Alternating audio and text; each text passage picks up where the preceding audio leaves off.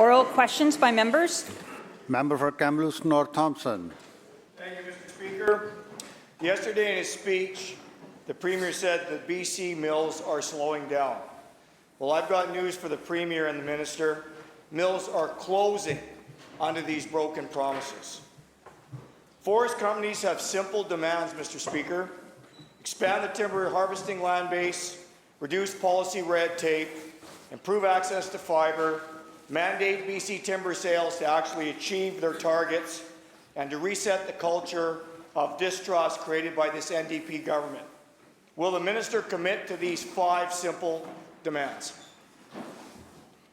Minister of Forests. Thanks very much, Mr. Speaker. Thanks very much to the member opposite for the question and for his own advocacy for our forest sector as well. There's no question in our eyes, Mr. Speaker, that British Columbia's forest sector is going through many challenges right now. Mills are being squeezed, workers' livelihoods are on the line because of the actions that Donald Trump has taken on our forest sector. 45% duties and tariffs that currently exist on our lumber going down south. It is horrific. It's absolutely absurd that there is more duties and tariffs on Canadian lumber, on British Columbian lumber, heading down south than Russian lumber. Absolutely absurd, absolutely shameful. On this side of the House, our #1 priority is to stand up for workers, to stand up for their paychecks. And the Premier on this side of the House has been leading the national fight for forestry here in British Columbia. As the Premier said yesterday, this is a time for unity. This is a time for all of us to come together to stand up for forest workers, and that's what we're going to do on this side of the House. Member has supplemental. Well, thank you, Mr. Speaker, but the biggest challenge is this government's incompetence.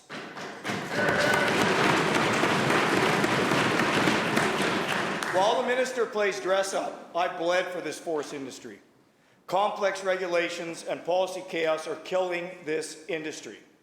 Why is the government's broken promises, and why are they going to continue to start strangling the BC forest sector under their own red tape?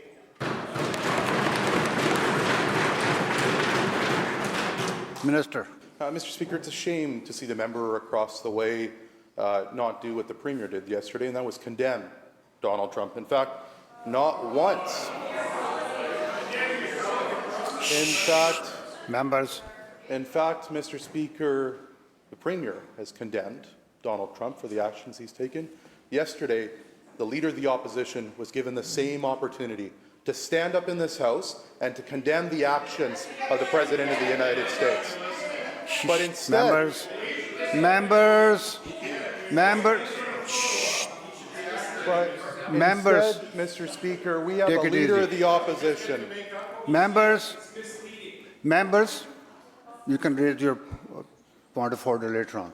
Please. But instead, continue. Mr. Speaker... Minister will conclude. Trying to, Mr. Speaker. Instead, we had a Leader of the Opposition that stood up in the House yesterday, and instead of condemning Donald Trump, he defended Donald Trump throughout his speech. On this side of the House, we know whose side we're on. We're on the side of Canadians. We're on the side of British Columbians. We're on the side of forestry workers here in British Columbia. We're going to fight like hell for their paychecks every single day.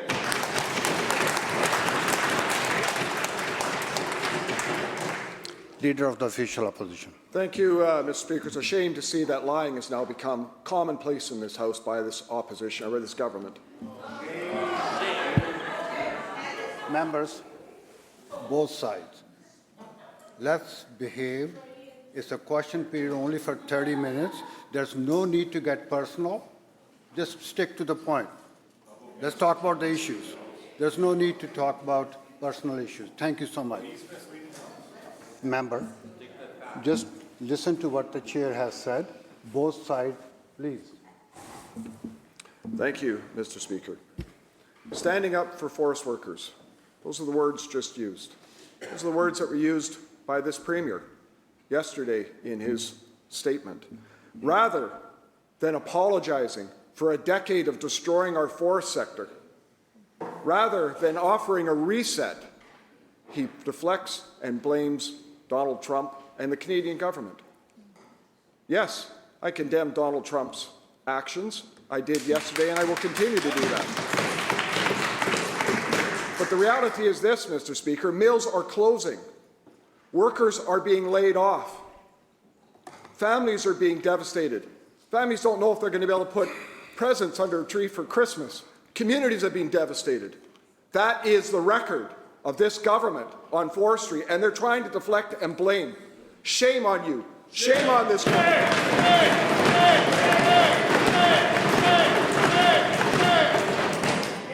So a simple question, Mr. Speaker, through you to the Premier. Will this Premier admit that under his watch, this government has overseen a more than 60% reduction in the forest sector, the greatest demise of our forest sectors in BC's history?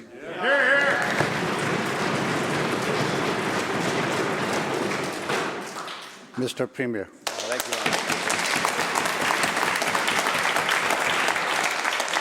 Our government will always stand up for forest workers, stand up for workers across this province. But how quickly the member across the way forgets his time in government. 45 mills closed, 70,000 forestry jobs lost. The removal of the requirement that trees close to the mill go to support local jobs. The mass privatization of our forest lands sold off to corporate donors, to his party. It puts us in a difficult position responding to pine beetle kill, forest fire, and the understandable desire of the majority of British Columbians to protect our precious old-growth forests of what's left. These are not easy issues, Honourable Speaker. These are hard challenges the government's grappling with. But on top of that, to face 45% duties on wood going to our biggest market, the United States, worse access to the United States than Russia has. You know, to have members in the opposition, and the member can deny it, but it's true, it's on the record. We're fighting these things, members on the opposition saying that Donald Trump's requests to us are simple neighborly requests, that we should just do what he says. These are like literal quotes from the opposition. The member for Langley Walnut Grove, quote, "It's a simple neighborly request to make. Fix the border. It doesn't need to be tariffs." And then the member for Langley Willowbrook, quote, "I know it's uncomfortable, Honourable Speaker, but when we cut off the liquor from the United States, they said it was a mistake, Honourable Speaker. When we took action against Trump and the Americans, they said it was a mistake. When we stood up for British Columbians and Canadians, they said it was a mistake. They welcomed bloggers in here who called the proposal to cut off electricity to the U.S. a war crime, Honourable Speaker. Well, I'll tell you this, we'll stand up for Canadians and British Columbians every single time."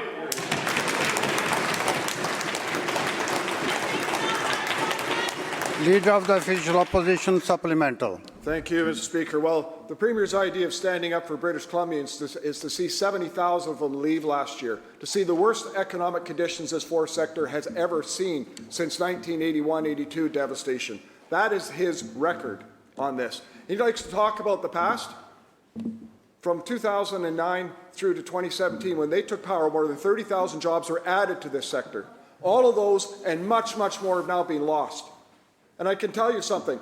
This government stood in a place like Merritt and said, mills like this will never close.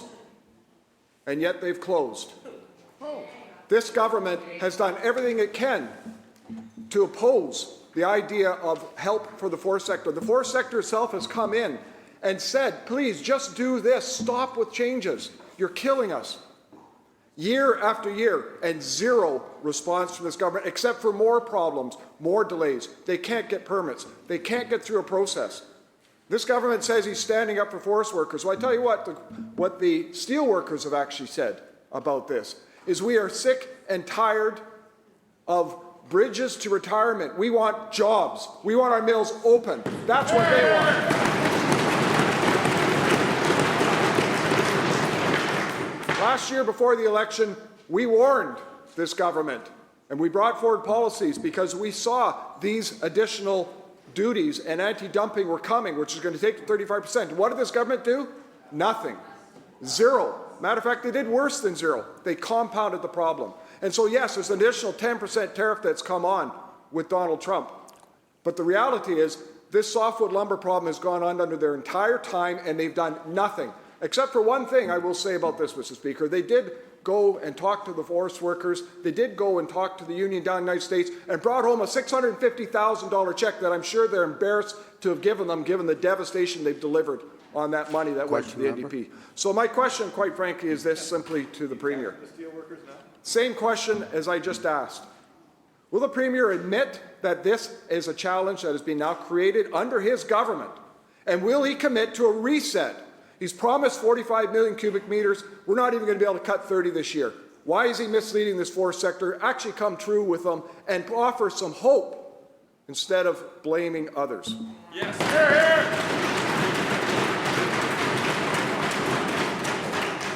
Premier. Thank you, Honourable Speaker. You know, we've been taking action since forming government to ensure that we're responding to the major challenges that the forest sector faced. I mean, 45 mills closed, 70,000 jobs lost. It's not, apparently it's a record that the other side celebrates. I think that's a tough record. This is an industry that has faced major challenges, Honourable Speaker, and faces them now. It requires creative solutions and finding a path forward. And we've taken those actions. We've created over 2,100 jobs. We've protected 2,700 more through the Manufacturing Jobs Fund. It's giving mills additional tools to add value to our timber, something that could have easily been done before. We're expanding our offices overseas to sell timber products to markets other than the U.S. Work that has Order, to, members. Order. Work that has to happen. And the member mentioned salvage logging permits out of wildfire-damaged woods. We've cut the time for approval of that from 40 days to 25 days, Honourable Speaker. And so, Honourable Speaker, when the member was in government, in 2017, the leader of the forest sector said that the previous government had been asleep at the wheel when it came to softwood lumber duties. We've been fighting since day one to get a deal on softwood lumber. And at the same time, we've had to endure the other side saying things like Canada's western provinces should be a protectorate of the United States. That's the member for Salmon Arm Shuswap. Member for Chilliwack North. EB needs to comply with Trump for the greater good. The member for Langley Walnut Grove, a simple neighborly request to make from Donald Trump. Abbotsford West, quote, I agree with Trump, unquote. Langley Willowbrook, we must take urgent action on Trump's requests. On and on and on, Honourable Speaker. We're fighting for Canadian workers. We're fighting for British Columbians. We're getting more value from our wood products. We're expanding markets overseas. And at the same time, the opposition is calling for us to kiss the ring of the man who's attacking our foundational industry in the province.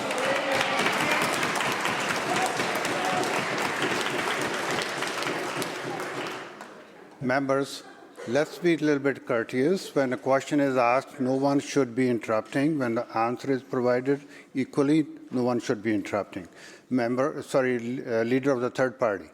Thank you, Mr. Speaker. I'm going to try and bring the temperature down a bit by asking about education, something I think we can all agree on. It's clear we're in a period of austerity leading to broken election promises. I won't list them all, Mr. Speaker, but one of the most concerning is this government's broken promise to educators. School districts are cutting staff, education assistants and teachers are stretched to their limits, and every year the share of our provincial budget that goes to K-12 education gets smaller and smaller. We're in the midst of a youth mental health crisis, but the counsellors this government promised in every school last election are still missing. So are the education assistants who support students with learning needs. Teachers have been without a contract since June, and based on the current situation with the BCGEU and PEA, British Columbians should prepare for a teacher's strike. Mr. Speaker, as I said, reliability. A reliable government invests in the future, especially in setting up the next generation for success. Instead, this government continues to make decisions reactively. Through you, Honourable Speaker, to the Minister of Education, will this government keep its promises to our province's educators? Minister of Education.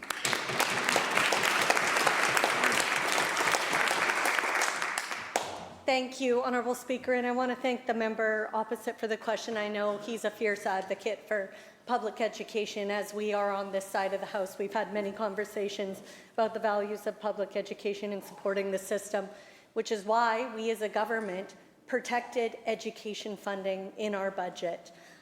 In light of very difficult times fiscally around the globe and here in Canada, we made the choice here in British Columbia to not only protect our education budget, but also to increase it by $319 million. And this is in light of the challenges that we're facing globally. I want to assure the member that we're working closely with all of our partners in the K-12 sector to meet our promises to educators. We have the K-12 workforce table, which is actively working on these commitments, like counselors in schools. We continue to work with the TF, we continue to work with CUPE, with BCGU, with all of our union partners and all of our sector partners to make sure that we are meeting the demands of the K-12 sector and supporting our kids and our staff in that system. Thank you. Member supplemental. Thank you, Mr. Speaker. To clarify, I understand that the budget is protected, but what I was saying is the proportion of public money we spend on education is less and less. The government says it values public education, but the funding model for BC schools hasn't been updated since 2002. Instead, life is more expensive and families are being forced to make difficult choices about where to spend their money. Instead of supporting them, this government quietly cut the Student and Family Affordability Fund, a program that was designed to cover basic school fees, clothing, and field trips for those in need. Parents in this House know how important these are, and it was touted by school districts and this government as transformative. Mr. Speaker, the minister told the public that this 3-year fund was never intended to be recurring and that a replacement was coming. Well, the school year, as we know, is well underway, and parents in need have yet to see the replacement. So, through you, Mr. Speaker, to the Minister of Education, when will this government replace the Student and Family Affordability Fund? Minister. Thank you, Speaker, and I want to thank the member for highlighting the supports that we were able as a government to give during COVID-19.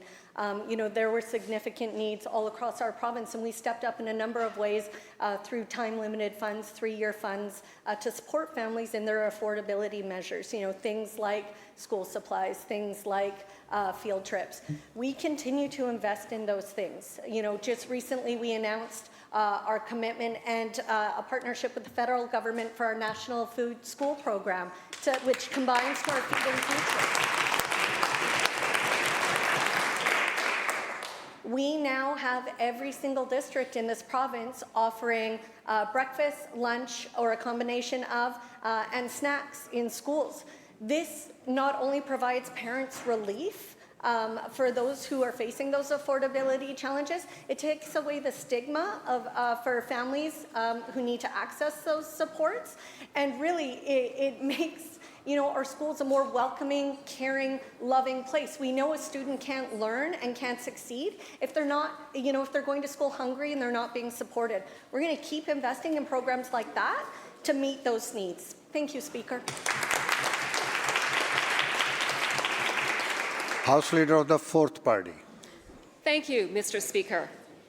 Over the last 4 years, this government's reckless and unscientific COVID mandates have driven more than 7,000 healthcare workers out of the system, gutting frontline care and putting British Columbians' lives at risk. Even after walking back these mandates, the government doubled down, forcing workers to disclose vaccine status, reapply for their own jobs, and return to work with not a penny of back pay. And unbelievably, they're still holding the threat of new mandates over their heads. Our healthcare system has crashed and burned under the weight of critical staff shortages that this government has created. So my question for the Minister of Health is this: will she finally admit that her government's COVID mandates damaged our healthcare system and that it was an unforgivable betrayal of the very people we rely on to keep us healthy and alive? Mr. Premier. Thank you, Honourable Speaker. It's hard to think of a better example of the challenge of discussing public health care, the need to protect vulnerable kids and seniors who are in healthcare environments and long-term care and hospital. It's hard to think of a better example of how hard it is to have these conversations in this House with an example of the ideology that's been brought into this House by the Conservative Party. This anti-vax philosophy, which has no grounding in science, proposes to send unvaccinated workers into our long-term care facilities and hospitals with children who are fighting cancer, with seniors who are clinging to life, and expose them to COVID and the flu and measles. It is incomprehensible. It is unforgivable. Raising anxiety among British Columbians about vaccination right at the beginning of flu season, when we need people to go out and get vaccines to protect vulnerable populations, an act of service for all British Columbians, to attack that act of service, to say that it is problematic and wrong, it's a betrayal. And that ideology was brought into this House by the Conservative Party, and I think they owe British Columbians an apology.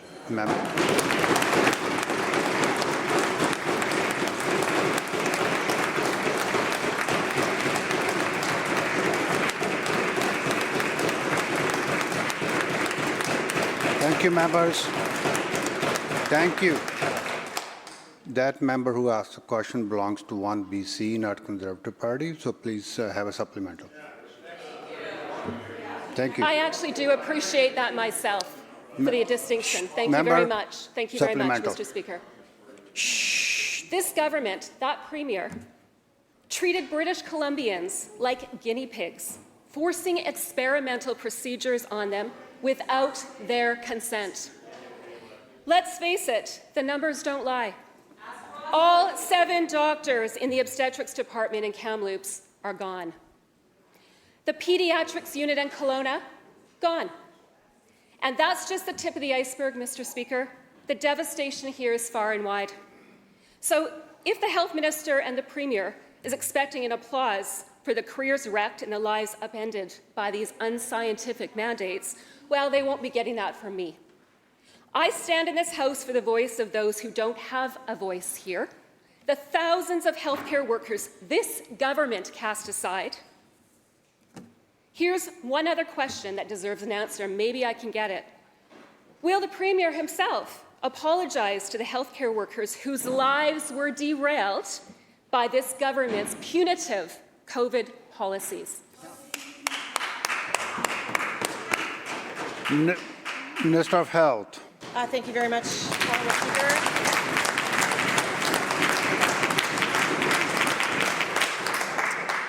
This government will always follow scientific, evidence-based policies and the advice of experts in our medical system.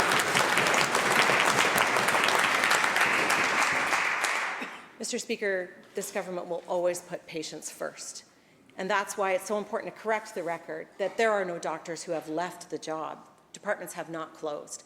This government continues to put the long-term stabilization of our healthcare system, the strengthening of our healthcare system, as a top priority. It is the job that the Premier has mandated me to take, and that is why we are taking so much action to strengthen that healthcare system, to recruit and train more doctors and nurses, to bring them in from the U.S., a place where people feel pushed out because of the anti-science policies and rhetoric of that federal government south of the border.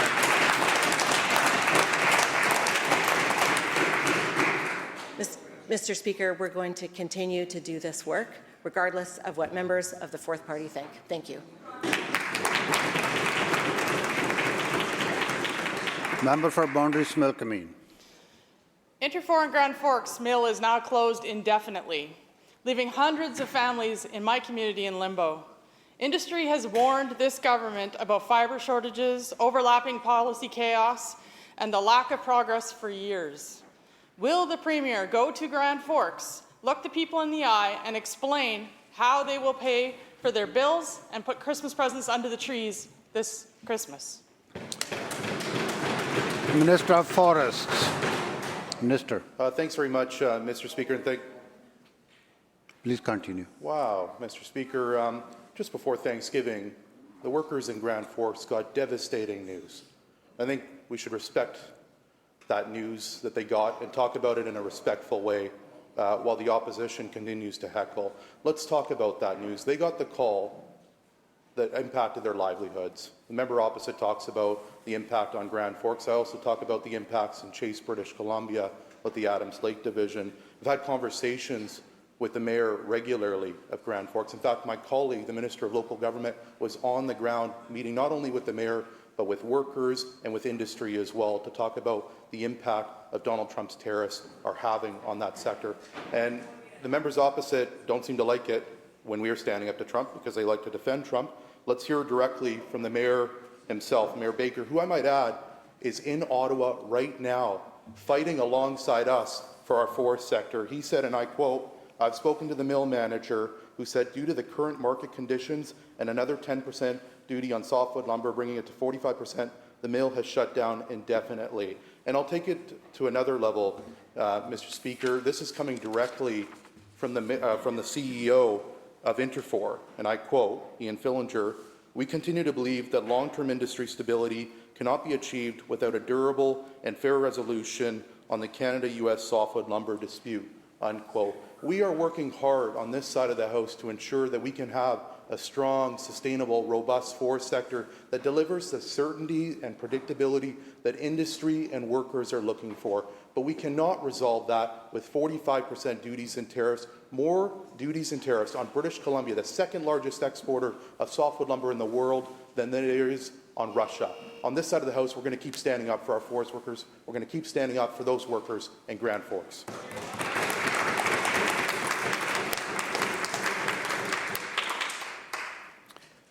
Member for Prince George Valemount. Thank you, Mr. Speaker. Last week, I attended a Safe Streets rally in Prince George, unlike the Premier and his ministers. Over 1,000 people packed into an arena, pleading for help as street disorder and violence crush their livelihoods. One downtown business owner broke down in tears and said, quote, "I give up. I don't know if I can keep going." Will the Premier agree to meet with the business owners of Prince George and find a solution? Yes or no?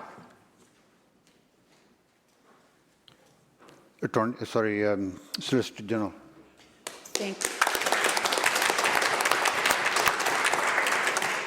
Thank you very much to the member opposite for the question. And we appreciate and understand the concerns of Prince George residents, of business owners. The Minister of State for Community Safety and Integrated Services has spent time in Prince George with mayor, with council, and with business owners. And I know that we all have the same goal, which is to keep people, businesses, and communities safe. That's why our government is taking real action to support police in doing their vital work on our streets. We have set up something called the REVOI program, the Repeat Violent Offenders Intervention Initiative, which consists of teams of police, of prosecutors, and of probation officers, and they're actively monitoring 40 prioritized individuals who have been causing challenges on the streets of Prince George. We've also stood up a program called SIGHT, the Special Investigation and Targeted Enforcement Program. And Prince George has applied for funding and received over $800,000 in funding to support targeted investigations into repeat violent offenders. I could go on, Honourable Speaker, about the investments that we're making to support police and communities. And I know that there's more work to do, and we are committed to doing that work, to standing with the people of Prince George and ensuring that businesses can thrive, families can feel safe, and the communities in Prince George and across the province remain strong.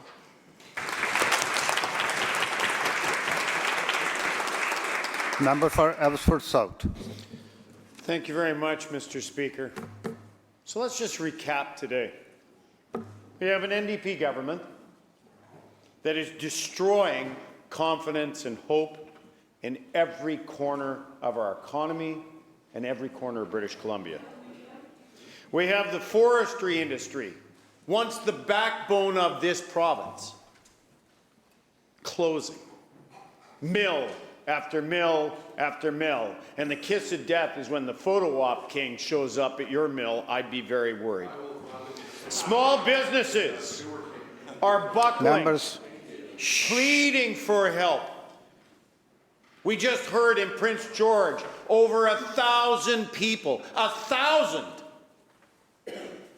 pleading for help from the chaos that this premier caused with its "lest hands out drugs for free" policy. Crime is rampant. Businesses are buckling. Homeowners don't even know if they still own their homes because this government sat on its feet and did nothing. Investors are vanishing, running for the hills, running for anywhere they can actually make a profit because they can't do it in British Columbia anymore due to this government's incompetence. But yet, what does this government do, Mr. Speaker? They blame everybody else but themselves. They talk about other side when we were government. Hey, here's a news flash. We haven't been in government yet, but you watch, we soon will be. We can even hear the chants. Question, Mr. member. Speaker, I have a question. The chants outside every day as disgruntled BCGEU members don't know whether they'll be able to put Christmas gifts underneath their trees because this government sat on its hands for over 6 weeks. We got families begging for relief. Question, and what do we member. get from this side of the government? Question, member. Nothing but pointing fingers at everyone else. So my question, Mr. Speaker. Please, please ask. I got all day. Just don't worry about it. Just ask question.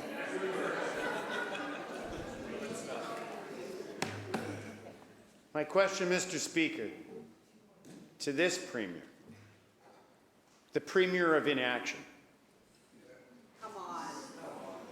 Will he stop, for once, today, pointing at fingers at everyone else and finally take responsibility for the close to a decade that his government has been in business, Thank you, member. destroying people's lives, and will he actually do what's required to get people in this province working and running again?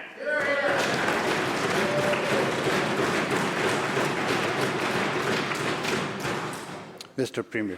Thank you, Honourable Speaker, and thank you, the member, for the question. This is it's a hard time for Canadians, for British Columbians. Lots of people are struggling.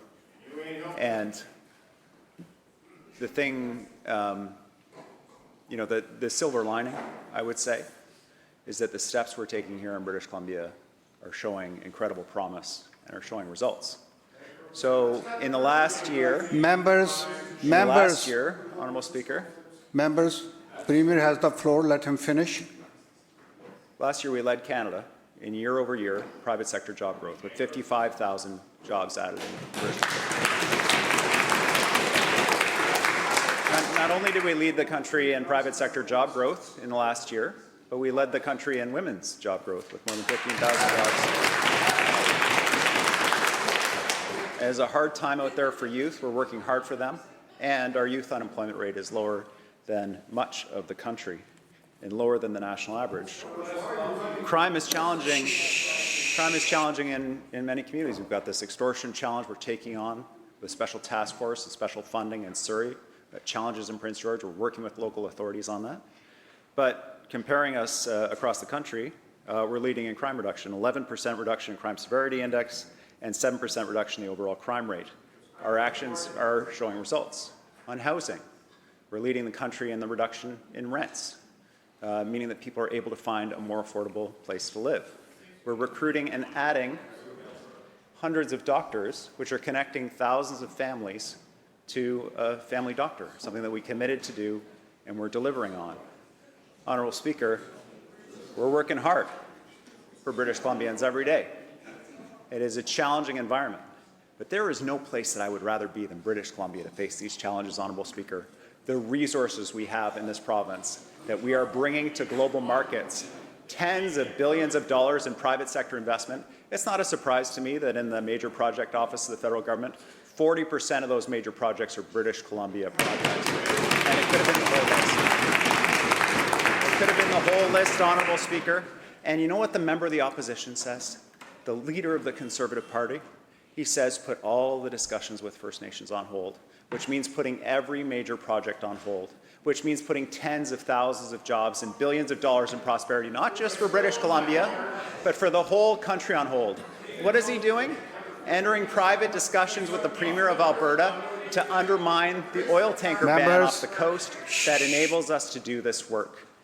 He wants our economy to fail. I don't know why. We're standing up to grow our economy, create jobs for people, create prosperity for families. We are delivering. We got a lot more to do, but we will do it. And we'll make sure British Columbia leads this country's economy into the future. We promise. And we're going to stand on our own 2 feet, Honourable Speaker. Thank you. The bell ends the question period.